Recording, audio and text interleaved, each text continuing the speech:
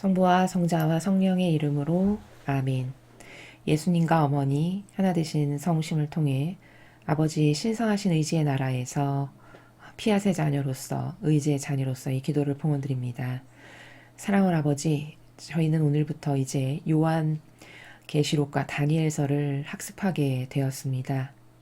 아버지의 영께서 이끌어 주셔서 자녀들에게 전하시고자 하시는 아버지 진리의 말씀을 하나도 빠짐없이 모조리 다 전할 수 있도록 저희 사명을 축복하여 주시며 이 강의를 듣는 아버지의 말씀만을 믿고 의탁하며 갈망하고 그 말씀에 근거하여 따르고 살아가는 소수의 남은 자녀들을 축복하여 주시옵소서. 저희 강의를 듣는 구독자분들의 영혼이 빠져나갈 길을 잃게 하시어 진리의 나라 안에서만 살게 하시며 이제 새 시대를 준비하시는 아버지의 원대하시고도 위대한 계획이 무엇인지를 더 가시적이고 구체적으로 깨닫고 발견하게 되어 이 진리의 말씀이 얼마나 한 영혼에게 중요하며 절대적인 중심이 되고 그 가치가 무엇인지를 올바르게 깨달아 아버지께 감사와 찬미와 영광을 돌려드리며 천년 왕국을 건설하시는 아버지 말씀에 순종하는 올바르게 반영하는 자녀들이 될 수 있도록 축복하여 주시옵소서. 이 모든 기도 우리 주 예수 그리스도의 이름으로 기도드리나이다. 아멘. 성부와 성자와 성령의 이름으로 아멘. 안녕하십니까. 하나님의 뜻성교회 피아수녀입니다. 오늘부터 이제 저희 사명이 다니엘 예언서와 요한계시록을 그 해설 강의를 하게 되었습니다. 많은 분들이 마지막 시대에 요한계시록이 굉장히 중요한데 그 내용에 대해서 그 구체적이고 사실적인 내용에 대해서 많이 궁금해 하셨을 줄로 알고 있습니다. 이제 드디어 우리가 성경에서 가장 중요하다라고 많은 사람들이 이야기하는 아주 핵심이고 정수라고 일컫는 다니엘 예언서와 요한계시록을 이제 오늘부터 학습을 하실 텐데요. 이 두 예언서는 따로따로 분리해서 보아야 할 것이 아니라 하나의 그 연장선상에서 같은 것으로 보아야 합니다. 마치 다니엘 예언사가 일부라면 요한계시록은 그것의 속편이 된다. 이렇게 정의할 수 있습니다.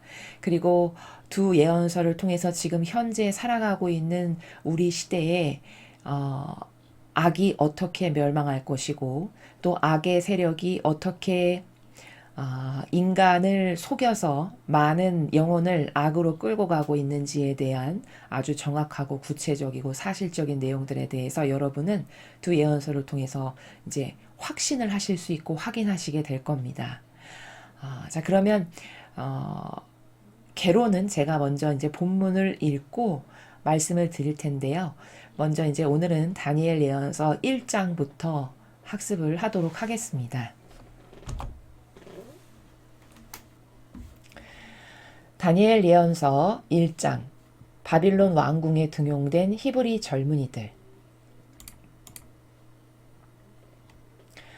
유다 왕 여호야킴 제3년에 바빌론 왕 느부갓네살이 쳐들어와 예루살렘을 포위한 일이 있었다. 주께서는 그에게 유다 왕 여호야킴을 끌어가고 하느님의 집 물건 얼마를 빼앗아 가게 하셨다.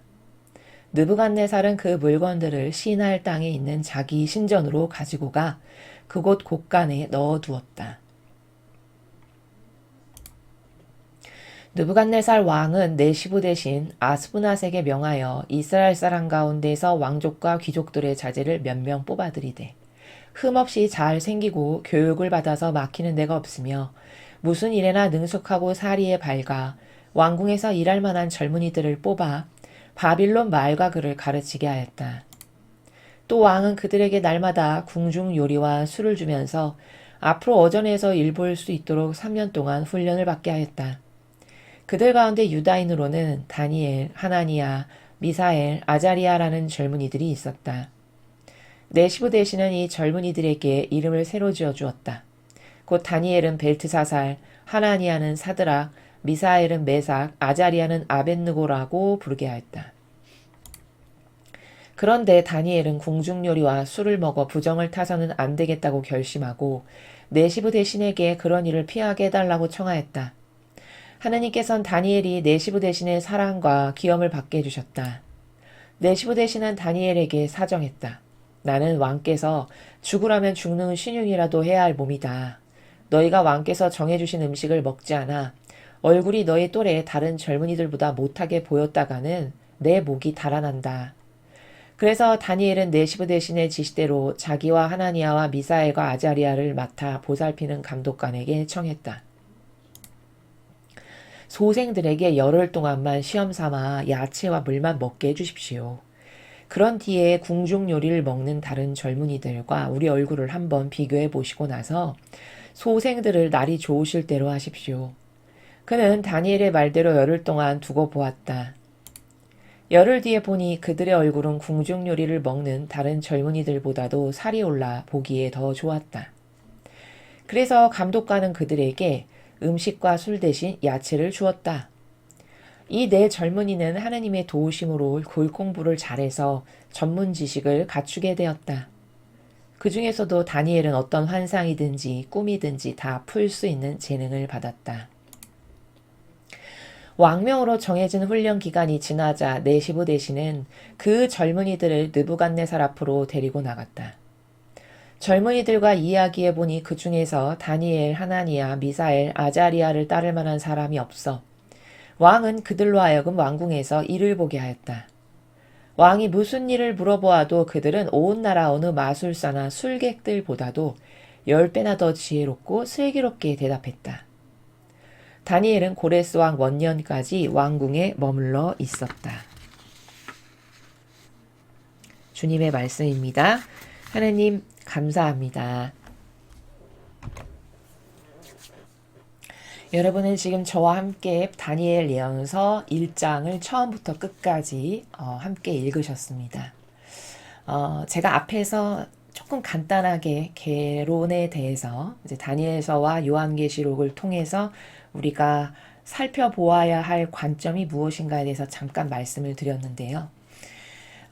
오늘은 이제 1장이니까 도대체 다니엘 예언서와 요한계시록을 통해서 하느님 아버지께서 자녀들에게 전하시고자 하시는 메시지, 진리의 나라가 어떤 것인가에 대해서 알고 여러분이 학습을 하시면 좀 더 효용과 가치가 상승되실 수 있습니다.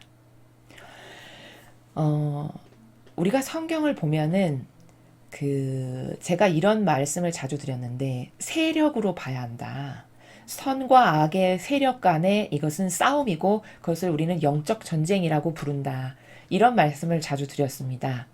다니엘 예언서와 요한계시록이 아주 대표적인 그런 선과 악의 세력 간의 싸움을 나타내는, 보여주는, 계시하시는 그런 책입니다. 그런 예언서인데요. 이 두 예언서에 등장하는 악의 세력은 전체주의 세력인데 그 전체주의가 언제 태동을 했냐면 성경을 보면은 여러분 바벨탑 사건 아시죠? 구약에 나왔던 바벨탑 사건. 그 바벨탑 사건을 보면은 그 바벨탑 사건에서 중요하게 봐야 될 관점은 뭐냐면 인간이 단합해서 하나가 되고 뭉쳐서 하느님을 대적하는 세력으로 발돋움을 하더라는 거죠. 우리는 그것을 전체주의다 이렇게 이야기합니다. 그래서 아버지께서 그것을 딱 보시더니 얘네들 안 되겠네. 말을 갖게 해놨더니 이제 대화가 통하니까 자기네끼리 힘을 합하고 연합해가지고 하늘도 대적하는 우리가 하느님을 능가하는 그런 세력이 될 수 있다. 그런 힘을 가진 인간이 될 수 있다 해서 높게 바벨탑을 쌓은 그 바벨탑의 상징이 바로 그런 거거든요. 전체주의를 상징하는 건데 그것을 보시고는 하나님께서 얘네들 안 되겠네. 감히 나에게 자신들을 만든 주인이요 아버지에게 대적하는 마귀, 그 마귀로 발전하는 것을 보시고 그걸 다 흐트러버리고 그 다음부터 언어가 다르게끔 이렇게 하신 거잖아요. 바로 그 바벨탑 사건이 전체주의의 기원이고 시작이라고 볼 수 있습니다. 그러면 인간이 봤을 때는 그때 다 바벨탑 무너지고 다 말도 다르게 하나님께서 만들어 놓아서 흩어버렸으니까 이제 망한 거 아니냐. 이렇게 볼 수 있거든요. 근데 그렇지가 않고요. 인간은 항상 뭘 도모하냐. 전체주의로 와서 힘을 써서 자기가 그 힘의 주인이 되기를 원하는 악에 항상 휘둘립니다. 항상 그 막이 도구가 돼요. 그래서 그 바벨탑 사건이 흩어졌지만 그래서 그 당시에 그 바벨탑을 만들었던 사람은 죽었을지 모르겠으나 그 세력은 그대로 이어져서 오늘 이제 여러분이 보시게 되는 이 바벨론 제국, 성경에 나오는 첫 번째 제국입니다. 그 바벨론 제국에 느부갓네살 왕이 등장하는데 그 느부갓네살 왕이 또다시 이제 전체주의를 하는 제국의 시작이 된 겁니다. 그래서 그 바벨론은 또 시간이 지나면 흥망성쇠가 있으니까 인간의 역사는 망했거든요. 그러면 다 망했으니까 막이 없네. 그렇지가 않다고 했죠. 바벨론이 망하니까 그 왕은 죽고 그 나라는 없어졌을지 모르겠으나 그 세력은 전승이 돼서 메데 페르시아라는 나라로 또 넘어갑니다. 메데 페르시아가 망하니까 그럼 이제 끝났냐? 그게 아니라 그리스라는 제국으로 전체주의가 넘어가고 이렇게 해서 그 제국의 역사를 보여주는 예언서가 다니엘 예언서입니다. 그리고 요한계시록은 그 세력이 순양과 순염소라고 하는 악의 세력으로 계승이 되고 전승이 돼서 그래서 오늘날에 이르기까지 우리가 카발이라고 이야기하죠. 요즘에 전체주의를 우리가 이야기할 때 그 카발 세력에 이르기까지 그리고 적그리스도 세력에 이르기까지 이 전체주의는 그 시대를 살았던 사람도 죽고 나라는 망했을지 모르겠으나 세력이 계속 이어지면서 악이 시간이 지나면 지날수록 더 고약해지고 더 방법이 교묘해지고 더 간악해져서 인간을 더 잘 속이는 더 교묘하고 유려한 마귀로 변천돼서 드디어 오늘날에는 어떻게 됐냐. 자, 여러분 이 그림 저희 강의에서 예전에 제가 보여드려서 이해하실 줄로 믿습니다. 오늘날의 이제 전체주의 세력은 이 세 개의 우두머리로 구성이 되어 있고 이 세 개의 우두머리가 전 세계를 다스리는 전체주의의 머리들입니다. 각각 맡은 분야 파트가 있는 겁니다. 그래서 그 전체주의가 지금은 이제 종교까지 먹어서 종교가 그 전체주의 카발 세력의 머리가 된 여기 바티칸 시티라고 여러분 보이시죠? 맨 위에. 이 바티칸 시티, 이 종교 세력이 전체주의 우두머리의 머리로 지금 이미 변질되어 사람을 속이는 악으로 활동하고 있고 그 다음에 여기 워싱턴 DC라는 곳이 전쟁과 테러를 주력 무기로 삼아서 여러분 우리가 역사에서 알고 있는 많은 전쟁들은요.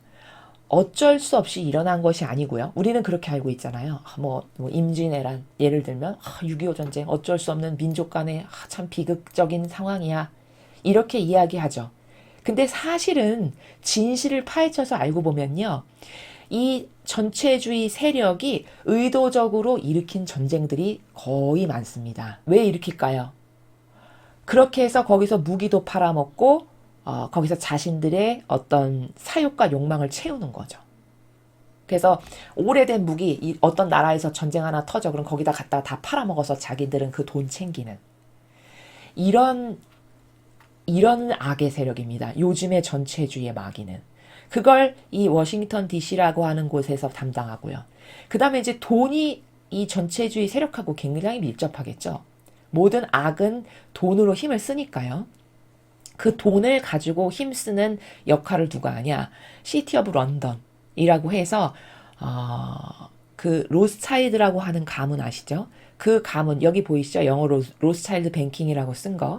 그 가문을 중심으로 해서 돈과 재정을 가지고 힘써서 전 세계를 주무르고 아우르는 이런 세 가지 우두머리가 바벨탑 사건부터 시작해서 오늘 배우실 다니엘 예언서의 수많은 제국들 바빌론, 메데 페르시아, 그리스, 로마를 거쳐 작은 뿔 세력인 교황권에 이르러서 현재 이제 그 바티칸 시티와 워싱턴 DC와 시티 오브 런던 이 세 가지 중심의 세력이 전 인류를 다스리고자 하는 전체주의 세력의 우두머리로서 세상의 모든 프레임이 돌아가고 있지만 그 안에 살아가고 있는 일반 국민은 이 세력을 가르쳐주지 않는 한 알 수 없는 이런 구조 속에 우리가 갇혀서 살아가고 있는 것이다.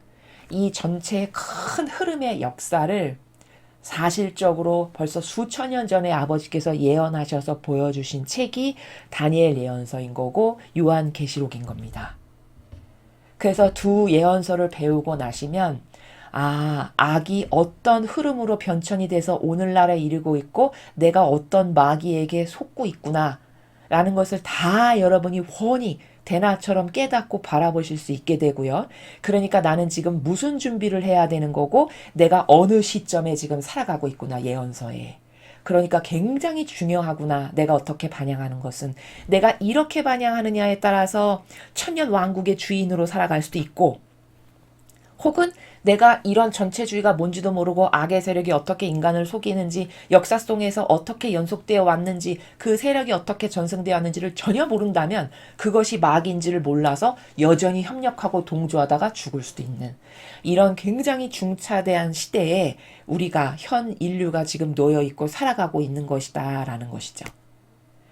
그래서 우리가 오늘부터 이제 차근차근히 한 장 한 장 다니엘 예언서와 요한계시록을 배우실 텐데 이 두 예언서는 여러분이 뭐 성경에 관심이 있고 영적인 것에 관심이 있으셨으면 다른 어떤 성경을 전하시는 분들의 그 메시지를 통해서도 굉장히 중요한 책이다라는 것은 좀 알고 계실 겁니다.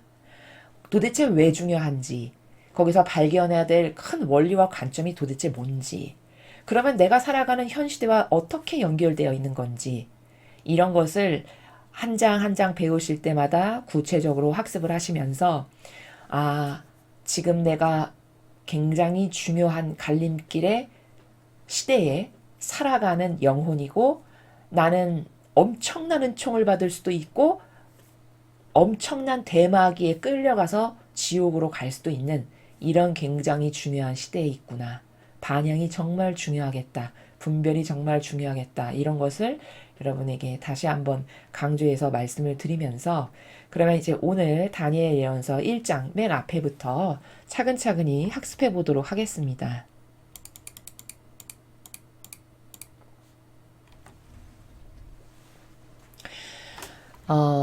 이제 1장은 바빌론 왕궁에 등용된 히브리 젊은이들인데요.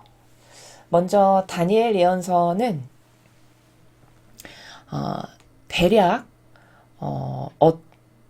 몇 년에 쓰여진 예언서냐면 BC 539년에서 한 530여 년경? 그러니까 이 숫자는 사실 중요한 건 아닙니다. 뭐 1, 2년 차이가 있다고 해서 큰일 나거나 그런 것은 아니고요. 이제 이런 어떤 기원전 예수님이 탄생하시기 전 539년에서 530년경쯤에 쓰여진 책인데 이런 것을 개괄적으로 말씀드리는 것은 지금으로부터 제가 계산을 해보니까 대략 한 2500여 년 전이거든요.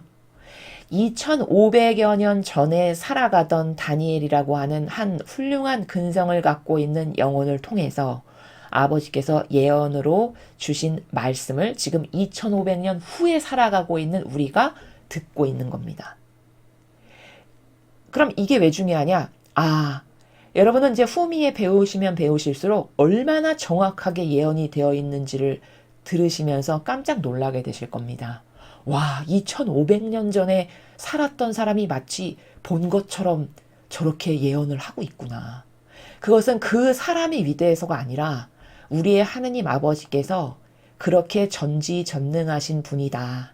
2500여 년 전에 한 영혼을 선택하셔서 말씀하신 예언이 정확하게 후시대를 살아가고 있는 우리가 어머 맞아 이렇게 인정할 수밖에 없을 만큼 마치 보고 쓴 것처럼 예언을 하시는 그 아버지의 위대하신 권능을 알 수 있기 때문에 제가 대략 연도를 말씀을 드린 겁니다.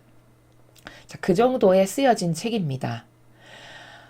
그리고 이제 1장에서 우리가 중요하게 봐야 될 것은 물론 다니엘서 전체도 그러합니다만 여기 이제 오늘 1장은 다니엘과 세 친구가 등장하고 왕이 하나 등장해요. 바빌론의 왕 느부갓네살이라는. 근데 똑같은 인간인데 느부갓네살이 어떤 행동을 취하거나 말을 하거나 하는 그런 반향이 있고요. 또 다니엘과 세 친구가 행동하고 반향하고 말하는 나라가 있습니다.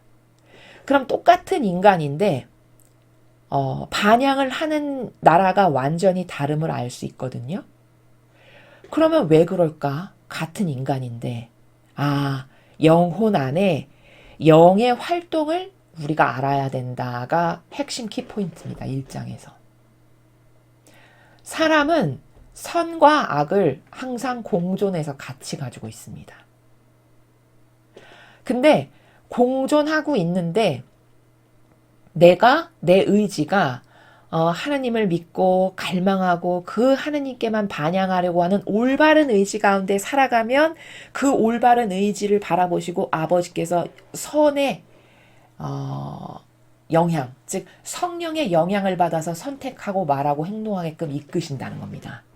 근데 똑같은 인간인데 내가 그런 하나님께만 의탁하고 하나님의 말씀에만 희망을 걸고 그것만이 나의 전부야. 이런 올바른 의지가 없죠?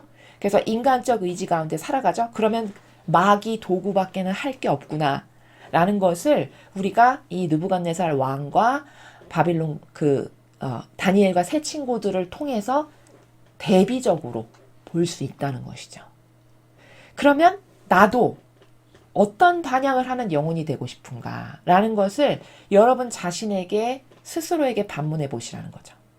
아니 이왕 한평생 인생 짧디 짧은 인생 살다 죽을 건데 내가 마귀 도구나 하는 영혼으로 그런 영의 지배나 받으면서 살다 죽을 건지 아니면 어차피 이왕 한평생 그 짧디 짧은 인생을 살면서 멋있는 다니엘이나 새 친구와 같은 반향을 하면서 살다 죽고 싶은지 선택은 자유의지에 자기가 하기에 달린 겁니다. 하느님은 절대 강요를 안 하시니까. 그럼 나도 다니엘과 새 친구와 같은 반향을 하고 싶다면 방법이 있다는 거죠.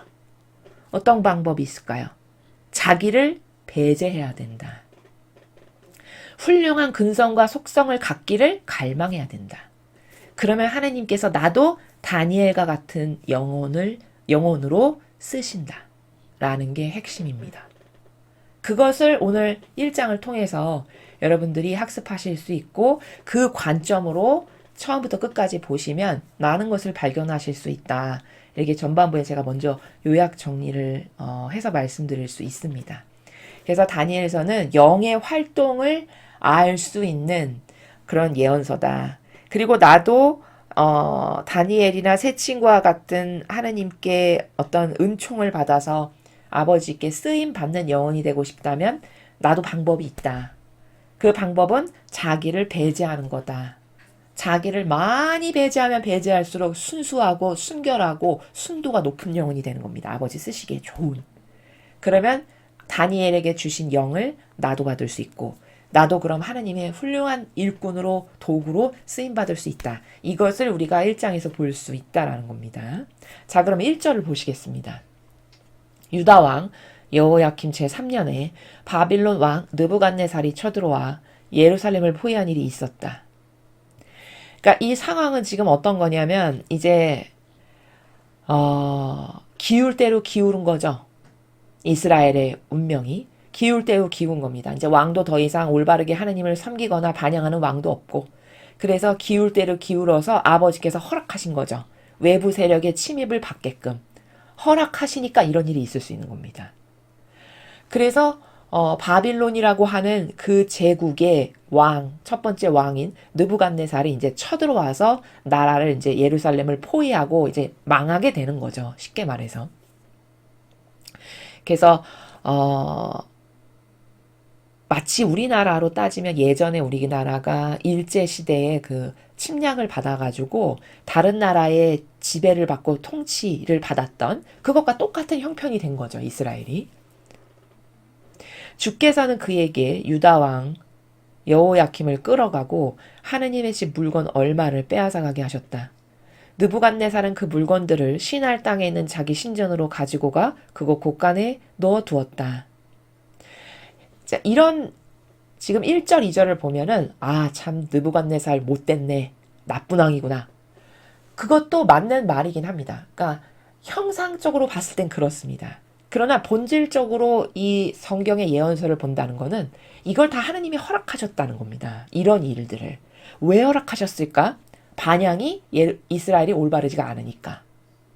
올바르지 않으니까 이렇게 침략당하고 뺏기고 게다가 하느님의 집 물건이면 이게 다 성전의 귀한 물건들이잖아요. 기물들이죠. 그걸 다 이렇게 빼앗겨 가게끔 하는 이런 수치스러운 일을 당하게끔 다 가만히 두신다는 거죠. 그럼 이것을 통해서 성경을 본질적으로 본다는 건, 이것은 하느님께서 이런 어떤 바빌론의 느부갓네살 왕이라는 도구를 선택하셔서 이스라엘이 이런 일을 당하게끔 허락하신 사건이다. 그럼 왜 이런 일이 일어날 수밖에 없냐? 반향이 똑바르지 않아서. 하나님을 올바르게 섬기거나 공경하거나 진정성의 나라에서 아버지를 사랑했거나 하면 이런 일을 허락하시지 않겠죠. 오히려 이런 일이 있어도 막아주시겠죠. 요렇게 보는 것이 본질의 나라에서 성경을 올바르게 보는 겁니다. 그 다음에 제가 아까 그 개관을 말씀드리면서 잠깐 언급을 했지만 이제 느부갓네살이 쳐들어왔잖아요. 이 바빌론이라고 하는 느부갓네살의 왕과 이제 여기 후미에 가면은 다니엘이 이제 만나게 되는데 이 다니엘이라고 하는 사람과 느부갓네살의 만남이 제국의 시작이다. 그리고 전체주의의 그 과거 구약에서 그 바벨탑이 무너졌던 그 세력이 다시 득세해서 바빌론이라는 제국을 세웠고 그 제국의 왕을 통해서 전체주의가 다시 이렇게 힘을 쓰게 되는 그런 역사의 흐름 안에 있는 과정을 지금 우리가 보고 있는 것이다. 그리고 이것은 선과 악의 싸움의 시작이다. 이런 전체주의가 득세한다는 것은. 그리고 이 전체주의는 망한 게 아니라 나라만 망했고 왕만 없어졌지 그것은 세력을 거듭해서 더 교묘하고 악독한 악으로. 그래서 제가 아까 그 삼각형의 피라미드를 보여드렸죠. 지금은 그 전체주의 세력이 종교까지 다 집어삼켜서 종교가 그 전체주의 세력의 우두머리요 머리로 역할을 수행하고 있는 이런 엄청난 악으로 가득한 시대에 지금 우리가 살아가고 있다. 이렇게 큰 그림으로 거시적 관점으로 원리로 봐야 된다라는 것이죠.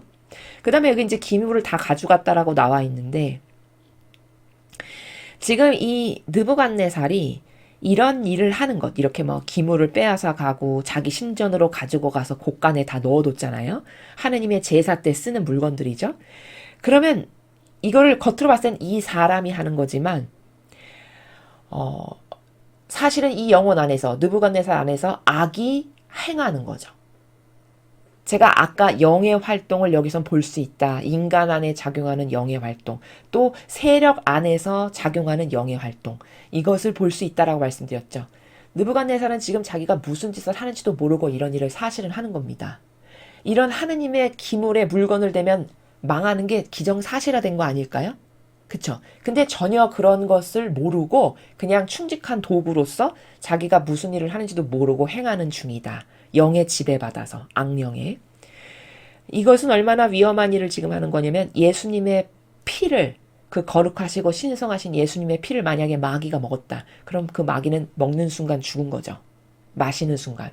그것과 똑같은 일을 지금 느부갓네살 왕이 하고 있는 거지만 자기는 모르고 있는 거다. 도구 역할을 그냥 하는 거다. 이렇게 말씀드릴 수 있습니다. 느부갓네살 왕은 네시부 대신 아스브낫에게 명하여 이스라엘 사람 가운데서 왕족과 귀족들의 자제를 몇 명 뽑아 들이되 흠없이 잘생기고 교육을 받아서 막히는 데가 없으며 무슨 일에나 능숙하고 사리에 밝아 왕국에서 일할 만한 젊은이들을 뽑아 바빌론 말가그를 가르치겠다. 그러니까 이제 여기서 이 이스라엘에서 이제 포로로 다 잡아간 거죠.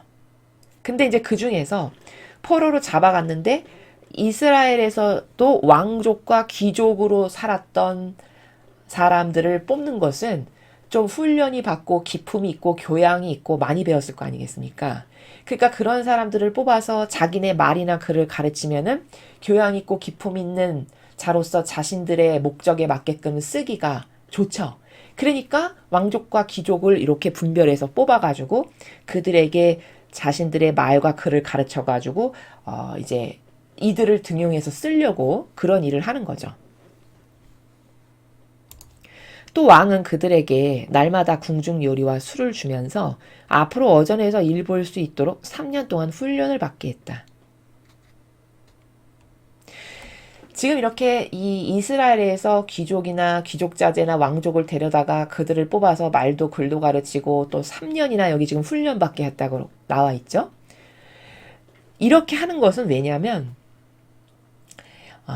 이제 자기네의 어떤 속국이 됐잖아요, 이스라엘이. 그러면 그 이스라엘을 통치하는 데 있어서 바빌론 사람이 가서 다스리면 이스라엘 백성이 자기네를 침략한 나라에서 와서 다스리니까 반감을 가질 수 있죠. 그런데 이 이스라엘 사람을 뽑아다가 파견해서 이스라엘을 다스리게 하면 자신들과 같은 나라의 사람이니까 반감을 덜 가질 수 있죠. 그런 목적으로다가 동족이 다스려야 이스라엘 사람들이 반감을 안 가질 수 있으니까 이제 이들을 잘 훈련시켜서 교양 있고 학식 있고 기품 있고 수준 높은 사람으로 교육을 해가지고 이제 이스라엘에 파견을 해서 그들을 통해서 이 속국을 다스리게끔 하려는 계획이 이제 바빌론 왕의 머릿속에 있었던 거죠. 그래서 이런 일을 하는 겁니다. 그들 가운데 유다인으로는 다니엘, 하나니아, 미사엘, 아자리아라는 젊은이들이 있었다. 네시부 대신은 이 젊은이들에게 이름을 새로 지어줬다. 곧 다니엘은 벨트사살, 하나니아는 사드락, 미사엘은 메삭, 아자리아는 아벳느고라고 부르게 하였다. 그러니까 우리나라로 치면은 그 일제시대에 창씨개명이라는 거 우리나라도 했었죠. 이제 그런 거 왜 하는 걸까요? 이제 그 민족만이 갖고 있는 고유성의 정신을 말살시켜서 자기네 나라에 동화되고 자기네 나라의 문화에 스며듦으로써 아주 자연스럽고 친화적인 일본인이 되게끔 만드는 어떤 계략이고 책략이죠. 마찬가지죠, 지금. 바빌론 왕도 같은 계략과 책략으로 이 나라를 이제, 다스리려고 하는 거죠. 그래서 이제 이름부터 바꾸게 합니다. 근데 이제 이런 일련의 일들, 이들을 불러다가 3년 동안 교육을 시키고, 그래서 이름을 바꾸게 하고, 이런 일련의 일들이 지금 느부갓네살이라고 하는 왕 안에서 겉으로 봤을 때는 그 왕이 하는 거지만, 제가 앞에서도 말씀드렸지만, 그 안에서 악이 이렇게 활동을 하는 거죠. 우리는 창세기에 보면은, 뱀에게 하와가 속아가지고, 이제 넘어가가지고 자아를 따르느라 이제 죄악을 저지르는 상황을 보는데, 거기, 뱀이 이렇게 배로 기어다니면서 먼지를 일으킨다. 그 분깃을 먹으리라라는 부분이 있는데, 그게 뭐냐면요. 원리적으로 뭐냐면, 인간이 흙으로 만들어졌죠. 그러니까 주 재료가 창세기를 보면 우리가 흙으로 빚어서 만드셨잖아요. 숨을 후 불어넣으셔서. 그러니까 우리가 자아를 따르고 내 기준, 경향, 정서 이런 것을 따르면서 살아갈 때 그 뱀에게 먼지, 다시 말해서 분깃을 대어주는 영혼의 상태인 거거든요. 왜냐면 우리가 흙으로 만들어졌기 때문에. 바로 지금 이 느부갓네살 왕이 무엇을 하는 거냐면 뱀에게 분깃을 대어주는 영혼의 상태예요. 이런 일을 일련의 일들을 하는 게 막 침략을 해서 막 기물을 함부로 다루고 뭐 이름을 바꾸게 하고 하는 일련의 일들이. 근데 본인은 아니야. 본인은 절대 모른다는 거죠. 근데 이런 일을 이렇게 했다가 이 바빌론 왕이 또 선한 반향을 할 때도 있어요. 이제 후미에 여러분이 다니엘서를 계속 배우시면은 다 보시게 될 내용인데, 이랬다가도요, 다니엘의 하나님을 막 인정해서 막 하나님을 막 찬미하고 찬양하고, 이 세상에서 신은 너희 하나님 뿐이시다. 막 이런 말도 해요. 그러면서 막 다니엘을 막 신임을 하고, 그가 하는 말을 듣고, 다니엘에게 막 넙죽절하고, 이런 게 나옵니다. 후미로 가면. 그럼 이럴 땐 또 올바른 반향을 하고 있죠. 하느님을 인정하면서. 근데 또 요때 보면은 악의 분깃이나 되어주는, 그 뱀에게 분깃을 대어주는 상태가 그런 건데, 분깃이나 되어주는 반향을 또 이렇게 하고 있어요. 그러니까 이런 것을 보면은 제가 서두의 1장은 선과 악의 영의 활동을 봐야 됩니다. 그게 주요 우리의 오늘 1장을 배우는 포인트고 관심사고 관점이다, 이렇게 말씀드렸죠. 즉 인간 안에 이렇게 똑같은 사람인데 이렇게도 반향했다 저렇게도 반향했다라는 것을 본단 말이죠. 사실적으로. 그것을 통해서 확인할 수 있는 게 뭐냐. 인간 안에는 선과 악이 공존하는구나. 이것을 알 수 있습니다. 그럼 이 사람만 그러냐? 우리도 똑같다는 겁니다. 그래서 내가 너희는 늘 깨어있어라 라고 성경에서 예수님이 하시는 말씀이 바로 그런 거예요. 깨어있어라가 뭘까? 내 자아가 악이라는 것을 똑바로 깨닫고 발견해서 그 자아에게 양식되지 말아야지. 이 올바른 의지로 항상 있는 거, 그게 깨어있는 겁니다.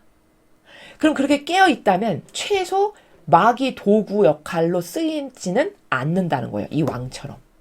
이랬다 저랬다 하면서. 근데 대다수의 사람은 진리를 배우지 않으면 이렇게 이 바빌론 왕 느부갓네살처럼 이랬다 저랬다 하죠. 어떤 때는 마귀 반향했다가 어떤 때는 선의 도구 했다가. 이게 다 왜일까요?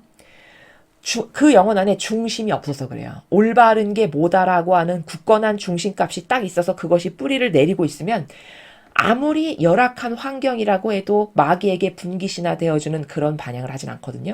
근데 지금 이 느부갓네살 왕은 진리가 뭔지를 모르고 하느님을 아직 모르는 상태잖아요. 이러니까 더 휘둘리기가 쉽죠. 그렇죠? 그러나 다니엘은 이제 앞으로 다니엘에 대해서 쭉 배울 텐데 하느님에 대한 굳건한 믿음과 신뢰와 그분에 대한 믿음이 굉장히 투철한 사람이었어요. 그러니까 흔들림이 없잖아요. 똑같은 인간인데. 그렇죠? 똑같은 영혼인데 흔들림이 없어요. 다니엘의 반향은. 반면에 느부갓네살은 왔다 갔다 한다는 거죠. 그럼 이것을 통해서 우리가 딱 발견해야 될 게 있어요. 사람은 자신 안에 무엇을 믿고 따르느냐, 기준이 있나 믿고 따르는 것에 대한. 그리고 자아가 왜 악인지를 깨닫고 발견해서 그 자아를 절대 따르지 않겠습니다라고는 올바른 의지가 있나. 이런 것에 굳건함이 있다면 최소 악이 다가와도 그 악 때문에 뿌리째 흔들리는 이런 반향은 하지 않을 텐데 그런 게 없으니까 이런 느부갓네살과 같은 마귀 도구로 활용을 당하는구나. 나는 절대 그러지 않으려면 내가 지금 어떤 걸 고치고 달라져야 될까. 이런 것을 발견하는 게 이 1장을 배우는 포인트다라는 겁니다. 그런데 다니엘은 궁중요리와 술을 먹어 부정을 타서는 안 되겠다고 결심하고 네시부대신에게 그런 일을 피하게 해달라고 청하였다. 이 다니엘의 반향을 보세요. 지금 다니엘의 처지가 굉장히 열악한 거거든요. 우리나라로 치면은 일본에 끌려간 거예요. 근데 다니엘은 다른 사람보다도 더 열악한 게 뭐냐면 이 사람은 귀족이고 왕족이에요. 평범한 시민이 아니고. 그래서 이렇게 불려간 거거든요. 그럼 여러분 생각해 보십시오. 일반 시민도 한 나라의 속국이 돼서 끌려가서 그 타지에서 핍박받으면서 살면 힘들죠. 굉장히 삶이 팍팍하겠죠. 그렇죠? 그러니까 타협을 할 수밖에 없는 그냥 굴복하고 편안한 육신을 추구할 수밖에 없는 열악한 상황이잖아요. 근데 왕족으로 살았으면 더 많은 것을 제공받았겠죠. 더 편안하고 더 안락하고 더 많은 것을 누렸을 거 아니겠습니까? 일반 시민보다. 그러면 타협하기 훨씬 좋죠. 만약에 나약하다면. 정신세계에 굳건함이 없고 하느님에 대한 믿음과 굳건한 신뢰가 없다면 사실 일반 시민보다 타협하기가 더 쉬운 열악한 처지죠. 근데 다니엘의 정신을 보세요.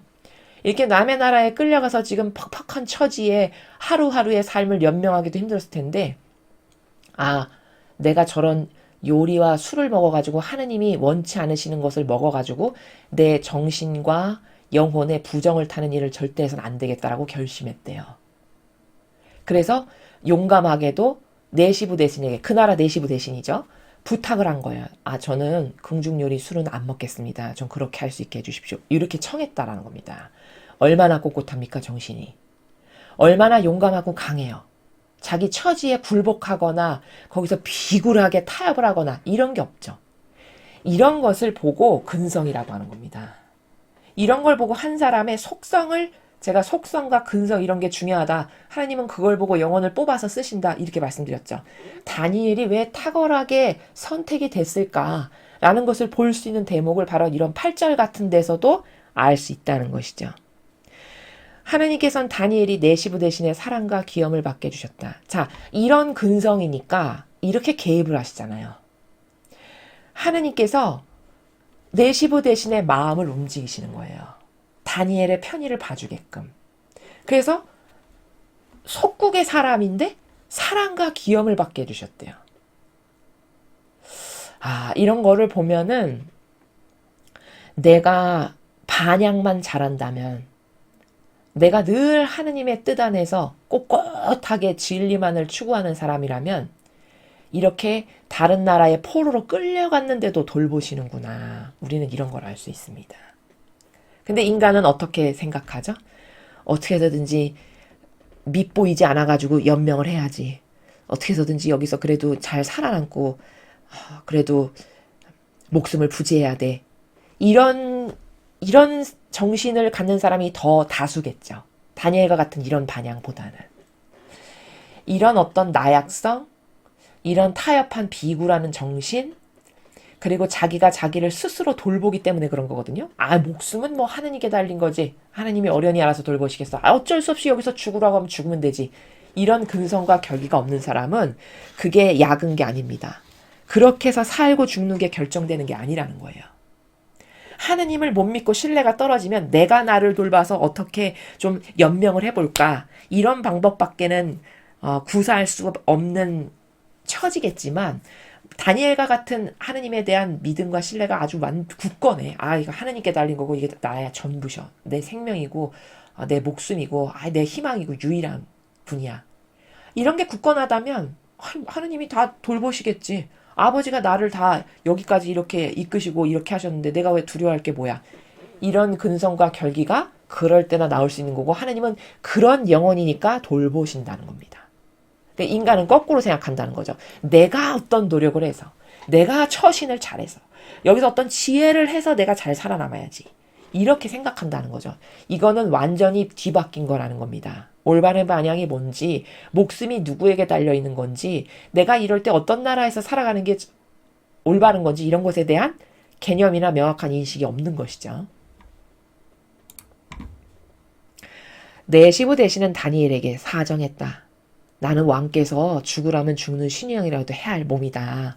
너희가 왕께서 정해주신 음식을 먹지 않아 얼굴이 너희 또래 다른 젊은이들보다 못하게 보였다간 내 목이 달아난다. 그러니까 지금 이제 내시부 대신이 다니엘을 아주 좋게 봤어요. 귀여움과 사랑을 받겠다라고 했잖아요. 자기가 봐도 근성이 있고 애가 훌륭하고 멋있는 거죠.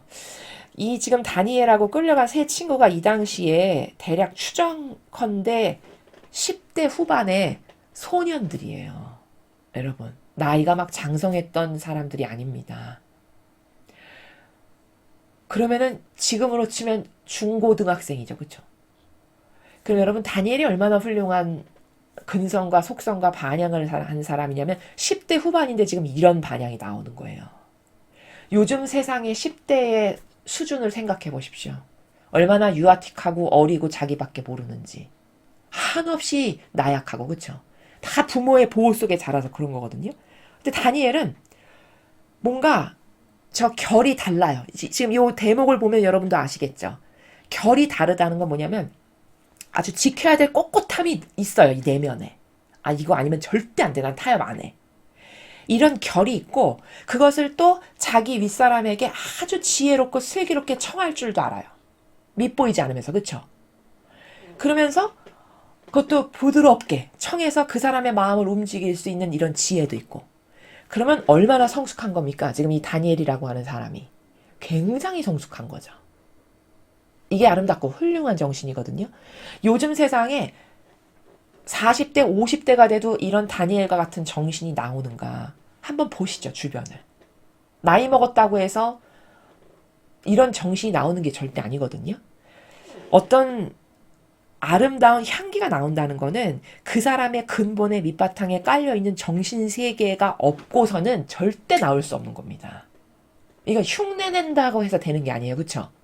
나 예수님 멋있어. 성모님 너무 아름다워. 나도 그렇게 돼봐야지. 그럼 성모님을 흉내낸다라고 해서 그런 향기가 나오냐? 성모님과 같은 아름다운 향기를 내고 싶으면 성모님과 같은 정신이 내가 돼야 돼요. 그 뿌리 자체가, 근원 자체가. 그렇지 않고는 성모님과 같은 아름답고 우아하고 고결하고 거룩하며 한없이 매력적인 향기가 나올 수가 없어요. 절대. 그래서 우리가 진리를 배우는 거고 정신세계를 바꾸기를 갈망하는 거거든요. 지금 다니엘이 어떤 사람인가를 우리가 지금 분석하고 있습니다. 왜? 훌륭한 속성을 보고 배워서 나도 그런 근성을 갖게 도와주세요. 라고 청하려고. 그렇죠. 놀랍게도 다니엘이 10대 후반에 소년들이에요. 이 친구들도 마찬가지로. 그러면 나는 어떻게 달라져야 될까가 여기서 하나 반성해야 될 정직성의 근거에서, 내 양심의 정직성의 근거에서 모두가 은총받는 건 좋아하거든요. 은총을 받으려면 은총받을 만한 그릇을 먼저 만들어야 됩니다. 그럼 나는 은총받을 만한 그릇이 있나를 살펴봐야 된다는 거죠. 여러분에게 제가 지금 요 1장을 통해서 우리가 배워야 할 것은, 도대체 다니엘이 저렇게 하느님께서 쓰셨는데 왜 쓰셨을까? 무엇 때문에? 어떤 반향 때문에? 어떤 속성과 근성 때문에 쓰셨을까? 이런 걸 배워야 된다는 거죠. 그래서 이제 그 다니엘을 잘 봤던, 귀엽게 봐주고 사랑스럽게 봐주는 대신이, 네 말은 알겠는데 나도 왕이 죽으라고 하면 죽는 신용이라도 내야 되는 그런 처지야. 근데 만약에 너가 그렇게 청하는 대로 다른 애들은 다 고기 먹는데 너는 궁중 요리, 술 이런 거 안 먹고 그래서 삐리삐리하게 되면은 그러면 내가 혼나. 이런 이야기를 하는 거죠. 그렇다면은 느부갓네살은 이렇게 잘 먹이고 좋은 것을 먹게 해서 왜 얼굴에 아주 낯빛이 좋고 건장하고 튼튼하게 이렇게 만들기를 원했을까요, 여러분? 여기서 발견해야 되는 포인트가 하나 또 있습니다. 그게 뭐냐면, 왜 느부갓네살은 이런 뽑아서 발탁한 청년들의 얼굴이 좋게 만들기를 원했을까? 그게 하느님을 위해서였을까요? 아닙니다. 바로 뭐냐, 이유가 자신의 왕의 품격, 자신의 왕의 격에 맞는 영혼들로 이 시중드는 이들을 만들려고 이렇게 한 겁니다. 그렇죠? 그럼 여기서 뭘 볼 수 있냐면 자기를 위한 거죠. 왕인 자기 자신을 위한. 그러니까 이 전체를, 이 나라와 내가 이 주변 속국도 다 내가 다스리는 왕이야. 그럼 내 왕이라고 하는 품격에 맞는, 너희도 걸맞는 것을 갖춰야 돼. 해서 이런 일을 하는 거거든요. 이게 어떤 형식주의와 격식주의예요. 내 왕의 품격에 너희들도 맞춰야 돼. 라고 하는. 이게 악이라는 겁니다. 악. 왜? 자신을 그렇게 돋보이게 하는, 하느님만이 왕이신데 자신을 그런 왕이라고 하는 것에 스스로 갖다 놓고 그 격에 맞추기 위해서 너는 이래야 돼라고 하는 이런 자기를 위한 마귀라는 겁니다. 느부갓네살 안에 있었던 악이. 그 목적을 위해서 이런 일도 지금 하고 있는 거다라는 겁니다. 그 다음에 비교해서 우리가 알아야 될 건, 오늘날의 탕녀, 적그리스도 세력, 그도 이것과 똑같은 수법을 씁니다. 이게 굉장히 고도적인 같은 종류의 마귀를 오늘날의 탕녀도 해요. 어떻게 하냐? 내가 격이 있지. 전 인류의 이 종교 지도자의 왕인데. 품격을 갖추느라고 어떤 예전에 바리새법 학자들이, 너네는 겉과 속이 다른 위선자다. 예수님께서 하실 때, 성구갑도 길게 내리고 옷술도 길게 하고, 이런 게 다 뭘까요? 나를 그런 존재로 너희가 대해 라고 하는 어떤 형식주의와 격식주의를 위한 하나의 처세와 처신이죠. 그런 존재로 보이게끔 하는. 이 적그리스도의 탕녀도 똑같은 처세와 처신을 하죠. 내 품격에 맞추기 위해서. 그래서 바티칸에 가면은 앞에 근위병들도 세우잖아요. 요런 게 다 뭘까? 내가 왕이다 이거죠. 그 왕의 격에 맞는 이런 것을 갖춰야 된다라는 겁니다. 이게 다 전체주의의 마귀입니다. 전체주의 세력에. 이해되십니까? 똑같은 마귀가, 이 느부갓네살 안에 있는 똑같은 마귀가 오늘날의 탕녀 안에도 똑같이 존재한다. 그거 굉장히 고도적인 마귀다. 이렇게 볼 수 있습니다. 그래서 다니엘은 내시부 대신의 지시대로 자기와 하나니아와 미사엘과 아자리아를 맡아 보살피는 감독관에게 청했다. 어떻게 청했죠? 소생들에게 열흘 동안만 시험삼아 야채와 물만 먹게 해주십시오. 이렇게 청한 거예요.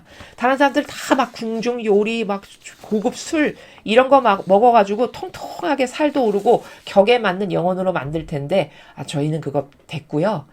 야채, 물 이런 것만 먹게 해주십시오. 근데 그런 뒤에 궁중 요리를 먹는 다른 젊은이와 우리 얼굴을 한번 비교해 보시고 나서 소생들을 날이 좋으실 대로 하십시오. 12절, 13절을 보면요. 이 다니엘의 근성을 알 수 있어요. 여러분 생각해 보세요. 이게 자신 없으면 이렇게 장담할 수 있나요? 예를 들어, 만약에 그렇게 먹어가지고 진짜 우리만 피리피리 해가지고 나중에 우리만 큰 벌 받고 죽임을 당하면 어떡하지? 이런 마음이 요만큼이라도 일말이라도 있다. 그럼 이렇게 대범하게 날이 열흘만 그렇게 해보세요. 열흘 후에 저희 얼굴을 보시고 저들보다 못하잖아요. 그러면 마음대로 하셔도 됩니다. 이렇게 지금 말하는 거죠. 이게 얼마나 하느님에 대한 확고한 신념과 믿음이 있으면 이렇게 장담을 할까요? 호언장담을. 보통 사람 믿음 희박하고 나약하죠. 그러면 만약에 그랬다가 진짜 나만 그러면 어떡해. 그러면 끌려가서 죽을 수도 있어. 시키는 대로 하자. 아마 대다수의 사람은 그럴걸요? 그렇지 않습니까? 그렇죠. 근데 이렇게 대범한 거예요. 이걸 통해서 다니엘이 정말 하느님께 대한 신념과 어떤 확신과 믿음이 굉장히 굳건했구나 하는 것을 또 확인하게 되죠. 또 확인하게 되는 겁니다. 어떤 사람의 말의 행간이나 그 말 속에 담아있는 뉘앙스를 보면은 그 사람의 속성과 근성과 자질 이런 거 다 알 수 있는 거거든요. 본질이 어떤가를. 지금 딱 두 마디 했는데 다니엘이라는 사람이 어떤 사람인지 본질이 다 보이잖아요. 그렇죠. 이 정도로 훌륭했다라는 거고, 또 지금 12절 13절은 사실 다니엘이 말하는 것이긴 한데 영의 차원에서 보면 다니엘이 말하는 것이 아니라 그의 육을 빌려서 하느님의 영께서 다니엘 안에서 말씀을 하시는 겁니다. 왜? 이 영혼이 훌륭하니까 이 영혼 안에서 활동하시고 살아가시는 거죠. 이해되시죠? 그는 다니엘의 말대로 열흘 동안 두고 보았다. 열흘 뒤에 보니 그들의 얼굴은 궁중 요리를 먹는 다른 젊은이들보다 살이 올라 보기에 더 좋았다. 과연 하느님께서 하신 거죠, 이런 게 다. 여러분, 사람의 힘으로 먹는 게 그렇게 비리비리한데 오히려 잘 먹은 사람보다 살이 더 오르고 더 좋았다? 이거는 이런 어떤 유물론적인 차원에서는 이건 불가능한 일이죠. 우리가 이런 거를 기적이라고 하는 거죠. 하느님께서 하시는 일을. 이런 거는 하느님이 진짜 이들 안에서 역사하시면서 사시고 행하시는구나라는 걸 이런 대목을 통해서 볼 수 있는 겁니다. 그래서 감독관은 그들에게 음식과 술 대신 야채를 주었다. 이 네 젊은이는 하느님의 도우심으로 글 공부를 잘해서 전문 지식을 갖추게 됐다. 그 중에서도 다니엘은 어떤 환상이든지 꿈이든지 다 풀 수 있는 재능을 받았다. 자, 17절을 보십시오. 하느님의 도우심으로, 이 표현이 보이시죠? 근성이 이러하니까, 반향을 이렇게 하니까 하느님이 마음에 드신 거예요. 그래서 이 영혼 안에서 역사하시는 겁니다. 이 영혼을 선택하셔서, 그쵸? 그래서 남의 나라 말인데 그 나라 공부도 잘 하는 거예요. 말도 잘 구사하고, 바빌론 말도. 갖고 글 공부를 잘해서 심지어 남의 나라 말 배우기도 어려운데 전문 지식까지 갖추게 됐대요. 그러면 탁월한 거죠. 그쵸? 이런 탁월성을 인간적으로 내가 열심히 해서 해봐야지. 이런 접근 방법이 잘못됐다는 겁니다. 제가 여러분에게 드리고 싶은 말씀은.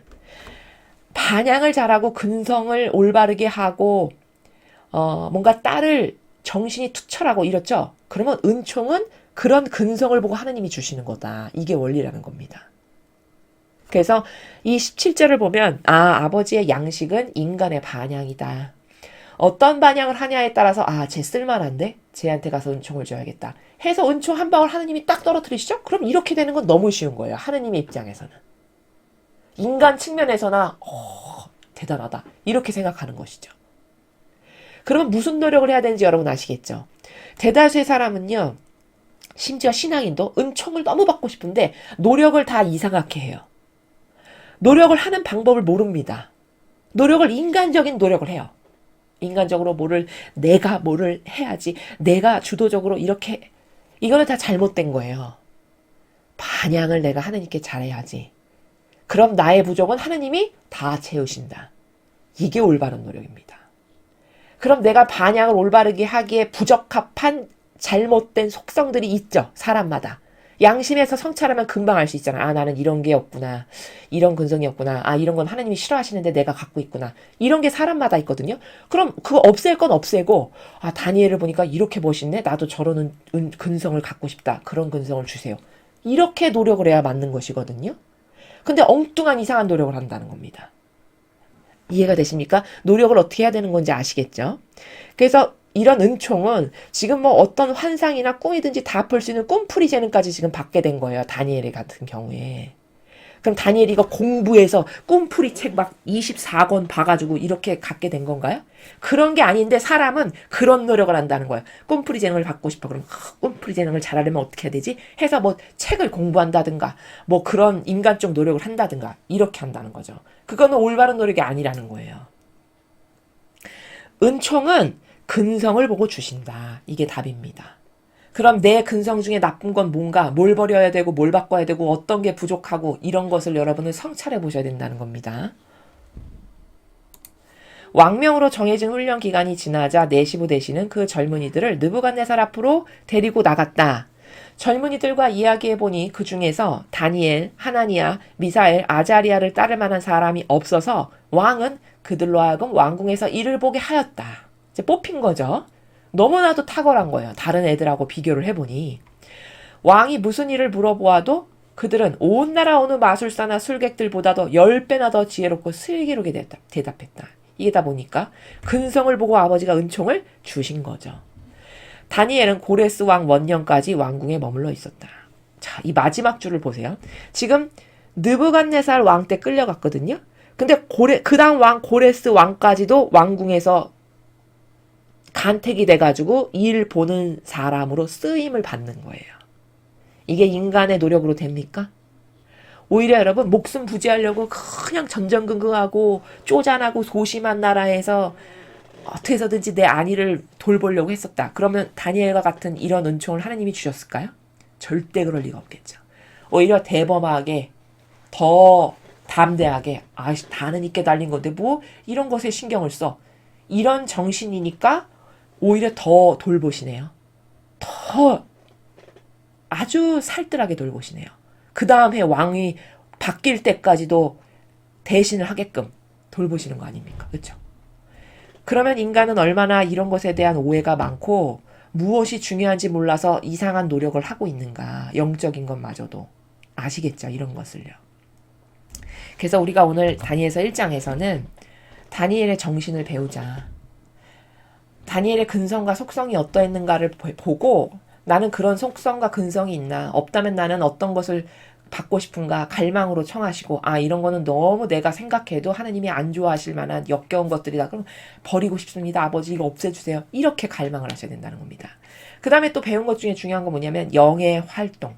인간 안에 살아가는 선과 악이 공존하는데 어떤 사람 안에서는 선의 영이 더 세서 그를 지배하고 어떤 사람 안에서는 악령이 더 지배하고 이런 건 왜일까? 무슨 반향을 하고 어디에만 믿음을 두고 어떤 딸을 원칙으로 살아가느냐에 따라서 똑같은 인간인데 완전히 다르게 반향하고 다른 도구를 함을 알 수 있다는 것이죠. 그 다음에 서론에 제가 말씀드린 건 앞으로 우리가 배울 다니엘서와 요한계시록을 통해서 우리가 볼 것은 세력의 싸움, 세력 간의 전쟁. 우린 이건 영적 전쟁이라고 합니다. 근데 그 전체주의가 과거 구약부터 신약에서 현재 이르기까지 계속 전승되고 있으나 인간은 그것을 어떻게 전승돼서 얼마나 더 교묘해졌고 얼마나 더 인간을 탁월하게 속이는 마귀로 변질되었는지를 모른다. 그리고 그 전체주의 세력의 악은 이제는 종교까지 다 집어삼켜서 종교가 그 전체주의의 머리를 하고 있으나 전혀 모르고 그 종교를 아직도 선한 세력이라고 알아서 거기 맹종하고 맹신하는 이런 불행한 일을 자기가 자초하면서 살아간다. 이런 일련의 모든 역사적 사실에 기반한 실제적인 것을 여러분은 이제 하나하나 보시고 정말 그렇구나를 확인하게 되실 겁니다. 오늘부터 이제 시작될 이 다니엘서와 요한계시록을 여러분 하나도 빠짐없이 남김없이 열심히 들으셔서요. 이 마지막 시대를 준비하시는 여러분의 영혼에게 많은 도움이 되셨으면 좋겠습니다. 또 주변에 여러분이 저 영혼은 정말 이 마지막 시대에 살았으면 좋겠는데 너무 안타깝다. 몰라서 저런 반향을 하는구나 라고 보여지는 영혼에게는 여러분이 지혜롭게 이 예언서의 내용을 전달하셔서 하나의 영혼이라도 더 아버지께서 더 늦기 전에 마지막까지도 구하기를 바라시는 그 아버지의 부성적인 성심에 우리가 동참하는 것이 자녀된 도리고 의무다. 이렇게 말씀을 드립니다.